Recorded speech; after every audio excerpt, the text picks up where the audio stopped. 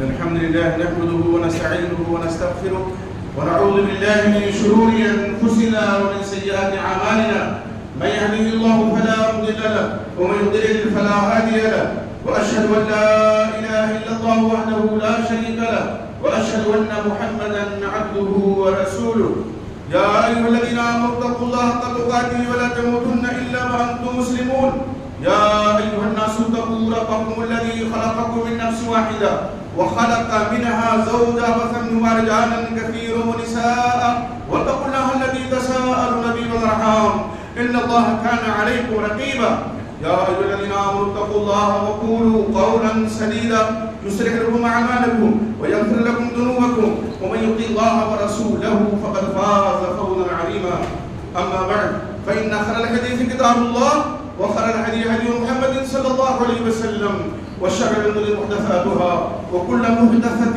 بدعة وكل بدعة ضلالة وكل ضلالة في النار. أعوذ بالله السميع العليم من الشيطان الرجيم. بسم الله الرحمن الرحيم. وجوه يومئذ ناظرة إلى ربها ناظرة. وقال عز من قائل أعوذ بالله من الشيطان الرجيم إن الدين عند الله الإسلام. اللہ رب العزت کی تعریف و توصیف اور امام الانبیاء سید الاولین والآخرین امام عالم محمد رسول اللہ صلی اللہ علیہ وسلم پر بے شمار درود و سلام کے بعد گزشتہ جمعہ کے خطبے میں شیخ عبدالقادر جیلانی رحمہ اللہ کے تذکرے میں توحید کا ذکر آیا تھا. وہ توحید کی جس پر ہماری اور آپ کی نجات کا دار و مدار ہے، بلکہ تمام اعمال صالحہ اسی وقت اللہ قبول فرماتے ہیں جب بندہ توحید والا ہو. عقیدہ کی اصلاح بہت ہی ضروری ہے. اسلام کی تاریخ بہت سنہری رہی ہے. نبی اکرم محمد رسول اللہ صلی اللہ علیہ وسلم کے زمانے میں اور صحابہ اکرام کے دور مسعود میں. ہاں، دور صحابہ کا آخر جب وقت آیا تو کچھ ایسے لوگوں نے اسلام قبول کیا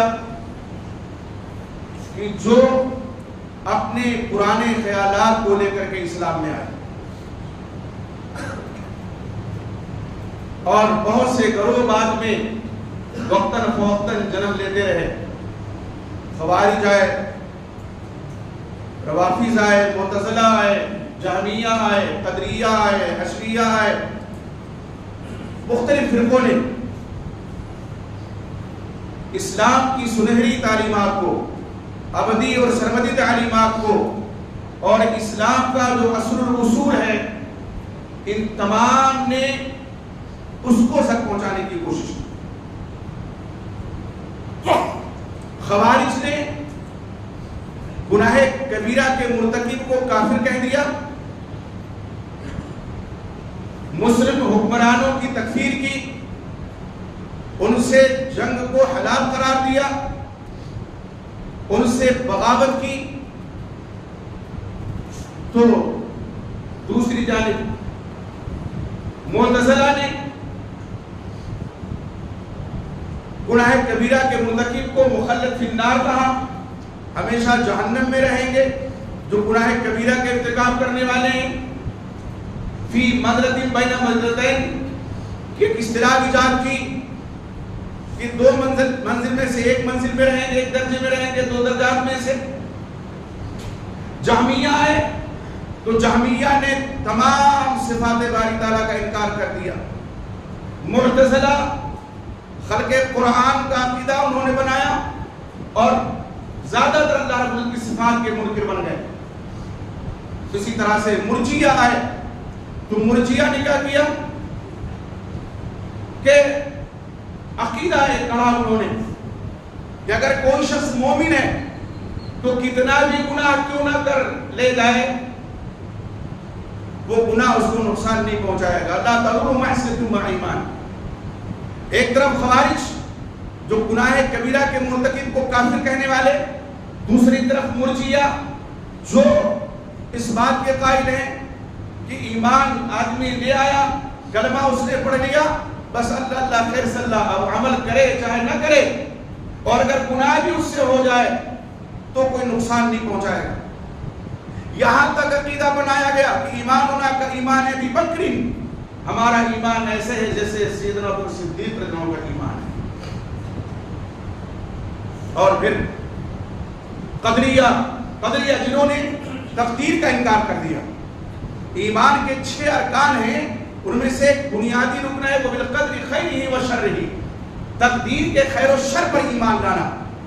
تو جتنے باطل فرقے وجود میں آئے، انہوں نے اسلام کی صاف ستھری تعلیمات کو گدلا کیا، مینا کیا، اور عقائد کے باب میں ایسے ایسے عقیدے کھڑے انہوں نے کہ علامہ ورحمہ۔ اور اسی لیے صحابہ کرام کے منہج کو اپنانے کی تلقین کی گئی۔ وہ نفوس قدسیہ جو براہ راست مخاطب تھے قرآن میں اللہ کے، جو اللہ کے نبی محمد رسول اللہ صلی اللہ علیہ وسلم کے صحبت یافتہ تھے، قرآن و حدیث کو ان کے فہم کے مطابق سمجھنے کی ضرورت پہ زور دیا گیا۔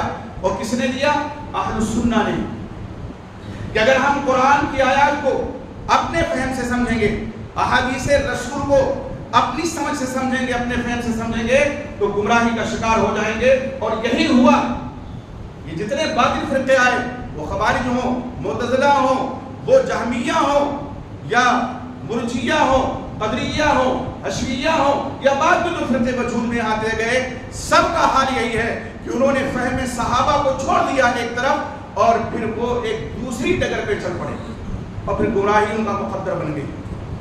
اور اسی لیے اللہ کے نبی محمد رسول اللہ صلی اللہ علیہ وسلم نے باقاعدہ طور پہ خوارج وغیرہ کے تعلق سے پیشین گوئی فرمائی ہے کہ اسلام سے ایسے نکل جائیں گے جیسے تیر شکار سے نکل جاتا ہے۔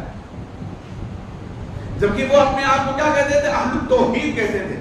خوارج نے اپنا نام کیا رکھا تھا؟ اہل التوحید، کہ ہم توحید والے ہیں، جبکہ ان کے یہاں بنیادی طور پر عقیدے کی خالی تھی۔ جہاں بن صفوان نے جس فرقے کی بنیاد ڈالی، اس کے پیچھے کیا تھا، اور اس کے فاور کیا کہلائے؟ جہمیہ کہلائے۔ ایک مرتبہ بعض زنادقہ نے اس سے سوال کیا، صف لنا ربک، ہم سے اپنے رب کی صفت بیان کرو۔ عالم نہیں تھا، نہ ہی علماء کی صحبت میں بیٹھتا تھا، کہ لیکن تاریخ گواہ ہے کہ جو علماء کی صحبت اپناتا ہے وہ انشاءاللہ گمراہی کا شکار نہیں ہوگا۔ کچا پکا علم، گھر میں بیٹھ گیا، کافی دن کے بعد نکلا تو ایک نیا عقیدہ لے کر کے نکلا کہ علیہ باللہ ثم علیہ باللہ، اللہ تمام صفات سے عالی ہے۔ جبکہ قرآن مجید میں اللہ رب العزت کیا فرمایا؟ لیس کمثلہ شیء وہو السمیع البصیر، اللہ کے مثل کوئی نہیں ہے، وہ سمیع بھی ہے اور بصیر بھی ہے۔ اور امام دار الہجرہ امام مالک اور ان کے استاد ربیعۃ الرائے اور بعد میں عقیدہ تمام سلف صالحین کا اور ان کے متبعین کا بنا، انہوں نے فرمایا صفات کے تعلق سے کہ بغیر تمثیل کے، بغیر مثال بیان کیے، بغیر تشبیہ کے، بغیر تعدیل کے، بغیر تعویل کے ہمیں اس پر ایمان لانا ہے۔ امام مالک رحمۃ اللہ علیہ اللہ کی صفت علو کے بارے میں کیا فرماتے ہیں؟ الاستواء معلوم، استواء معلوم ہے کہ اللہ عرش پر مستوی ہے۔ الرحمن علی العرش استوى، فرمایا ثم استوى علی العرش۔ 500 سے زیادہ آیات قرآن مجید میں ایسی ہیں جن سے اللہ کی صفت علو ثابت ہوتی ہے۔ ساتوں آسمان کے اوپر ہے، عرش کے اوپر ہے، عرش سے جدا ہے۔ تو فرمایا استواء معلوم ہے، والکیف مجہول، اللہ کیسے مستوی ہے عرش پر یہ نہیں معلوم ہے۔ والایمان بہ واجب، اور اس پر ایمان لانا فرض ہے کہ اللہ عرش پر مستوی ہے۔ والسؤال عنہ بدعہ، اور اس کے بارے میں سوال کرنا بدعت ہے۔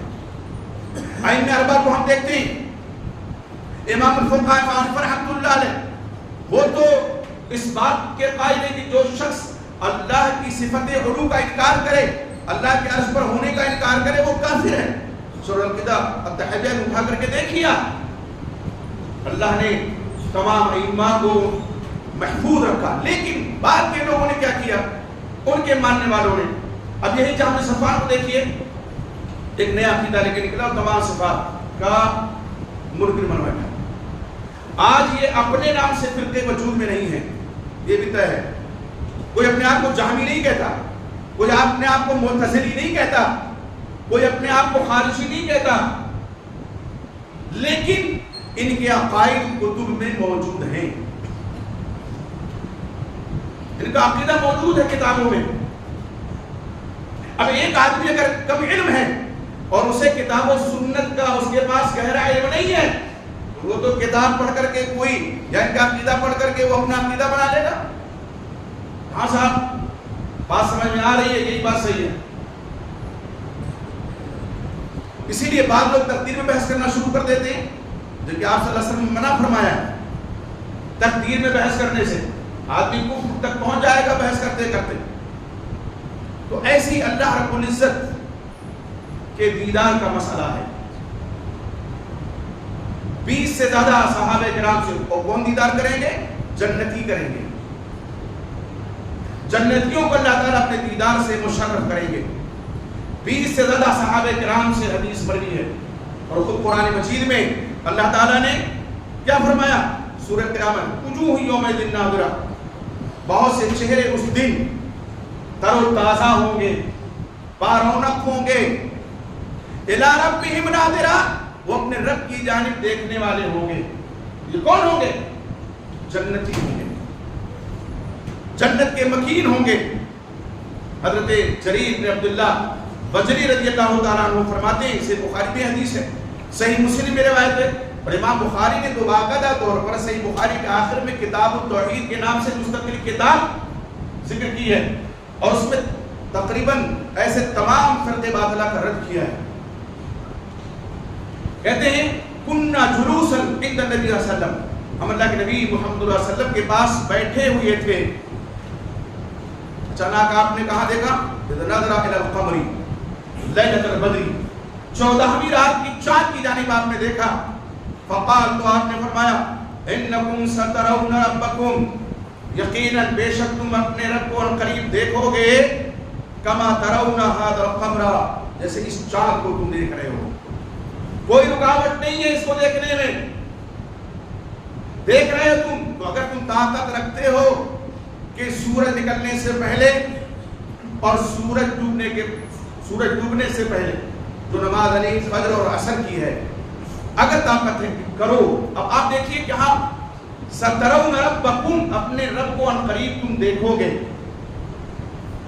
یہاں دنیا میں دنیاوی آنکھ سے کوئی رب کا دیدار نہیں کر سکتا، قرآن میں ہے لا تدرکہ الابصار، نگاہیں اللہ کا ادراک نہیں کر سکتی ہیں۔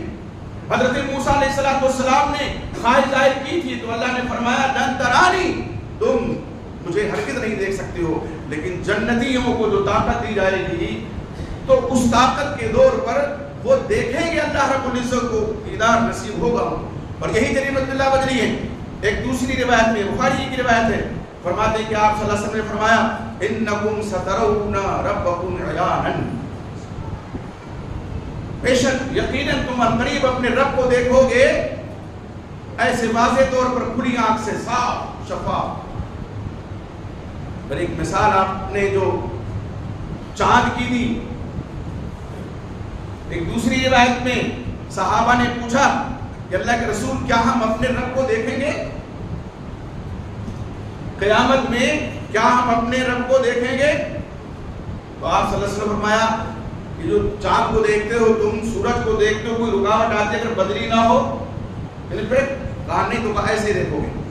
یہ تشبیہ رؤیت کی ہے، اللہ کی تشبیہ نعوذ باللہ نہیں ہے۔ کوئی اگر یہ سمجھنا چاہے کہ اللہ کی تشبیہ آپ سے دستر دے رہے ہیں، رؤیت ایسے ہی کھلی آنکھ سے جنتی اللہ رب العزت کا دیدار فرمائیں گے۔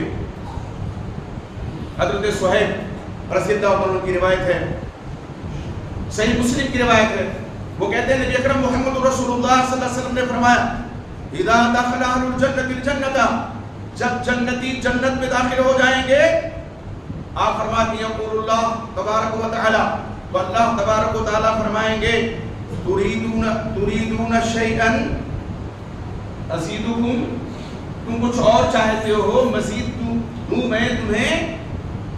فیقولون، تو جنتی کیا کہیں گے؟ الم تبید وجوہنا، اللہ تو نے کیا ہمارے چہروں کو روشن نہیں کر دیا، تابناک نہیں کر دیا؟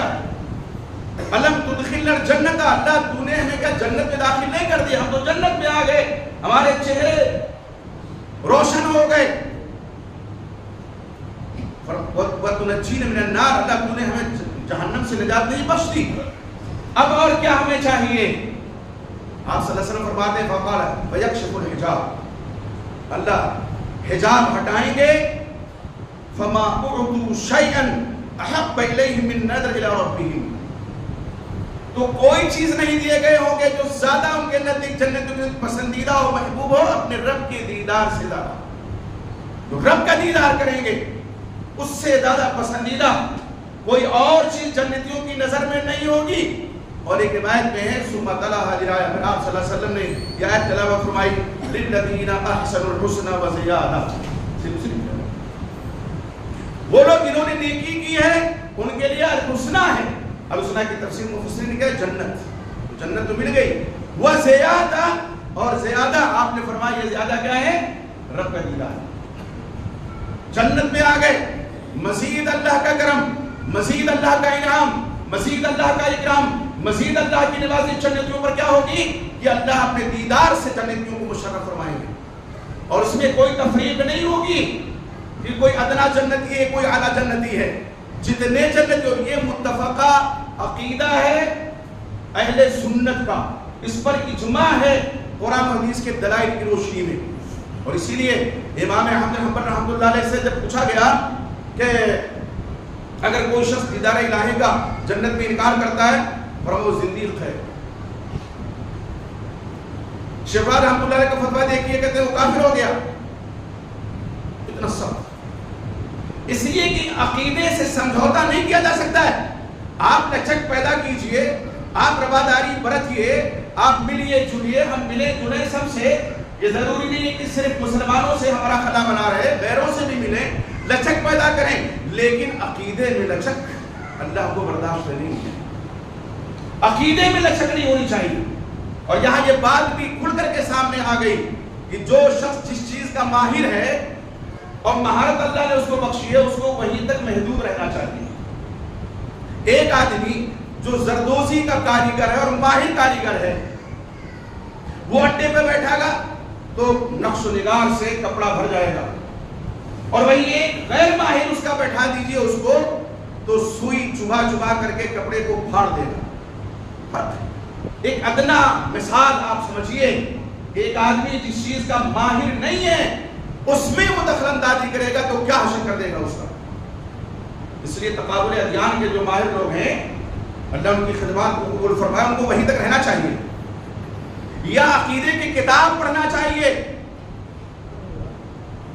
امام ابن تیمیہ رحمۃ اللہ علیہ کی عقیدے کی کتاب ہے، امام طحاوی رحمۃ اللہ علیہ کی عقیدے کی کتاب ہے۔ امام ابن تیمیہ رحمۃ اللہ علیہ کیا فرماتے ہیں؟ اجماع ہے تمام صحابہ کا، تمام اہل سنت کا کس بات پہ کہ قیامت میں دیدار جنتیوں کو نصیب ہوگا اللہ کا۔ یہاں کوئی تفریق نہیں ادنا اور اعلیٰ کی، جتنے جنتی ہیں، اور اللہ تمام جنتیوں سے پوچھے گا نا۔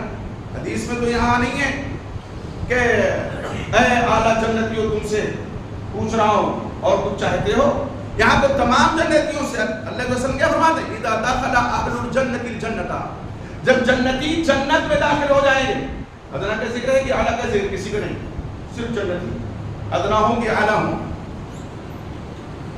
درجات بے شک جنت میں ہوں گے، لیکن یہاں اللہ ان رسول کیا فرماتے ہیں؟ جب جنتی جنت میں داخل ہو جائیں گے، اذا دخل اہل الجنت الجنت، تو اللہ تبارک و تعالیٰ کہا کہ تريدون شيئا، کچھ اور چاہیے، ازیدکم مزید دوں کچھ، خوشی میں کہیں گے اللہ جنت مل گئی اور تو نے ہمارے چہروں کو روشن کر دیا، جہنم سے نجات بخش دی، اب اور کیا چاہیے؟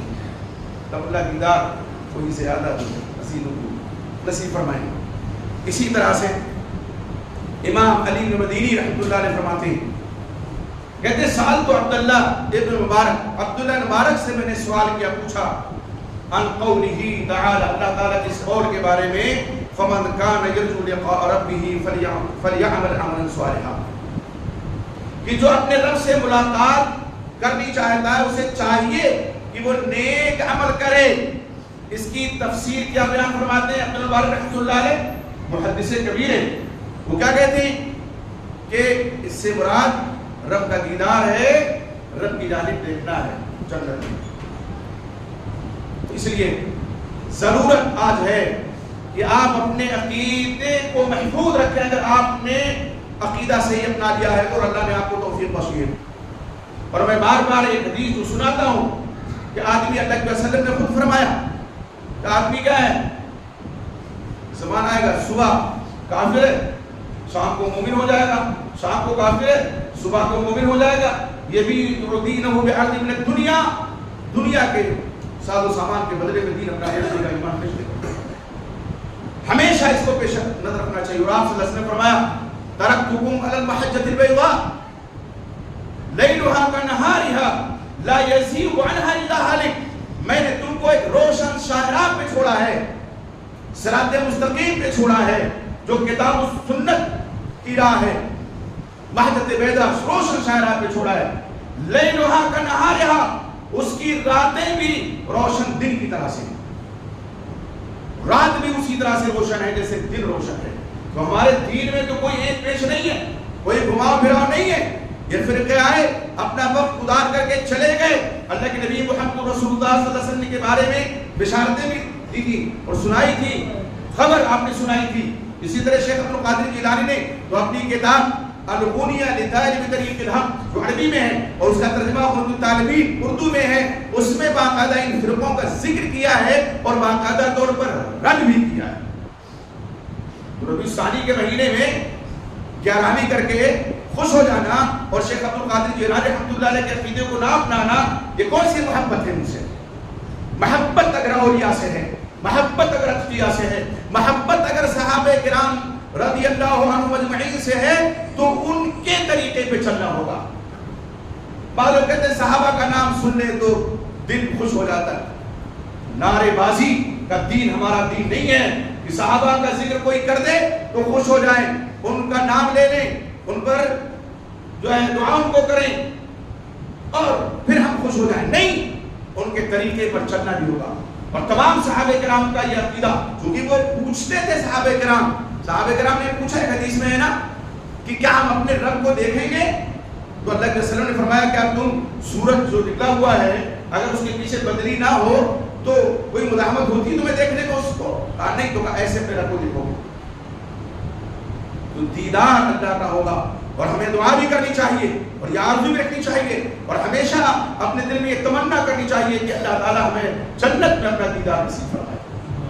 میرے بھائی، ہمیں نہیں پتا کہ ہم اعلیٰ درجے میں رہیں گے یا ادنا درجے میں جنت میں رہیں گے، لیکن اللہ کے فضل و کرم سے امید ہے. توحید والے ہیں، عقیدے والے ہیں، صحیح عقیدے کے حامل ہیں اور عمل بھی ٹوٹا پھوٹا کر دیتے ہیں تو اللہ کی ذات سے مایوس بے شک نہیں ہے. انشاءاللہ جنت میں جائیں گے اور اللہ کا دیدار نصیب ہوگا. یہ تمنا ہونی چاہیے ہر مومن کی. اس لیے میرے بھائی، میں اکثر کہتا ہوں آپ سنیے سب کو، لیکن آپ کو کوئی بات کھٹکے اور یہ کہنا یہ بڑی زیادتی ہو جائے گی میں کہوں سب کو سنیے، حالانکہ سب کو نہیں سننا چاہیے. حقیقت یہ ہے کہ سب کو نہیں سننا چاہیے. زیادتی ہے میرا کہنا کہ میں کہوں کہ سب کو سنیے. کیوں سب کو سنیں گے آپ؟ وہ جو دلائل دیتا ہے. اچھا، بہت سے لوگ قرآن کی تفسیر میں رائے کرتے ہیں، اپنی رائے سے تفسیر کرتے ہیں، جبکہ اللہ کے وسلم نے بہت واضح الفاظ میں فرمایا من فسر القرآن برائیہ فلیتبوأ مقعدہ من النار. جو اپنی رائے سے قرآن کی تفسیر کرے وہ اپنا ٹھکانہ جہنم میں بنا لے. قرآن نہ گنتیوں کی کتاب ہے، کچھ لوگوں نے سورتوں کی گنتیاں بنا دی، نہ قرآن میں جبرا جومیٹری کی کتاب ہے. قرآن کو اللہ نے ھدی للناس فرمایا ہے، ھدی للمتقین فرمایا ہے، ہدایت کی کتاب ہے، رہنمائی کی کتاب ہے، تلاوت کی کتاب ہے، تذکیر کی کتاب ہے، تنبیہ کی کتاب ہے. اس حیثیت سے میں قرآن مجید کا مطالعہ کرنا چاہیے اور قرآن مجید کے معانی کا ترجمہ اور اس کی تفسیر انہی علماء کی پڑھنی چاہیے جن کے بارے میں ہم یہ سمجھتے ہیں کہ ان کی تفسیر میں کوئی جھول نہیں ہوگا، تفسیر میں رائے نہیں کریں گے. لیکن محمد رسول اللہ صلی اللہ علیہ وسلم کی جو احادیث مبارکہ ہیں وہ کیا ہیں؟ قرآن مجید کی تفسیر ہی تو ہے. قرآن میں اللہ نے فرمایا وَأَنزَلْنَا إِلَيْكَ الذِّكْرَ لِتُبَيِّنَ لِلنَّاسِ مَا نُزِّلَ إِلَيْهِمْ. ہم نے آپ کی جانب ذکر اس لیے قرآن کو نازل کیا تاکہ جو کچھ ان کے لیے نازل کیا گیا ہے ان کی طرف آپ اس کی وضاحت کر دیں، آپ اس کی تفسیر کر دیں، آپ اس کی تبیین کر دیں، آپ اس کی تشریح کر دیں. تو تشریح کی ذمہ داری، تبیین کی ذمہ داری، تفسیر کی ذمہ داری قرآن مجید اللہ کا کلام ہے، اس کی تفسیر کی ذمہ داری اللہ تعالیٰ نے کس سے سونپی؟ امام الانبیاء سید الاولین والآخرین امام اعظم محمد رسول اللہ صلی اللہ علیہ وسلم کو. کہیں کسی صحیح حدیث میں ادنا اور اعلیٰ کی کوئی تفریق نہیں ہے. جتنے جنتی ہیں سب اللہ رب العزت کے دیدار کریں گے. قرآن مجید کی آیات دلیل ہیں اور اللہ کے نبی محمد رسول اللہ صلی اللہ علیہ وسلم کے فرامین بھی. میں نے جیسا کہ عرض کے 20 سے زیادہ صحابہ کرام اور انکار کرنے والے دیدار کے کون ہیں وہ بھی دیکھیے. جہمیہ ہیں، معتزلہ ہیں، روافض ہیں، یہ انکار کرتے ہیں. جہمیہ تو منکر ہیں ہی، اور اسی طرح معتزلہ بھی انکار کرتے ہیں، روافض بھی انکار کرتے ہیں. تو ہم یہ سوچیں کہ ہم کس کے پیروکار بننے اگر یہ عقیدہ اپنا لیں اس تمام جنتیوں کو دیدار الہی نصیب نہیں ہوگا. اللہ سے دعا کیجیے کہ اللہ تعالیٰ نے جس طرح ہمیں ایمان کی دولت عطا فرمائی ہے ایمان کے ساتھ ہمارا خاتمہ ہو اور جنت میں ہم اللہ رب العزت کا دیدار کریں، اللہ کی دیدار سے مشرف ہوں. اللہ ہم تیرے عاجز و دلمادہ بندے ہیں، گنہگار سیاکار ہیں، لیکن میرے مولا تیرے در سے وابستہ ہیں. اللہ ہمارے گناہوں کو معاف فرما، ہماری دوستوں کو معاف فرما، ہماری خطاؤں کو معاف فرما. اللہ میں جو بیمار ان کو شفا عطا فرما، جو قرضدار ہیں اللہ کوئی آسان سی سبیل پیدا فرما جن کا قرض دور ہو جائے. اللہ ہمارے مسلمان بھائی جو دنیا کی کسی خطے پریشان حال ہے اللہ ان کی پریشانی کو دور فرما دے. اللہ رب العزت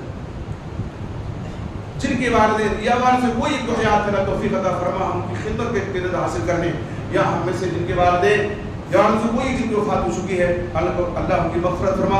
اللہ ان کی قبر کو جنت کی کیاری بنا دے. اللہ مقام جنت میں عطا فرما.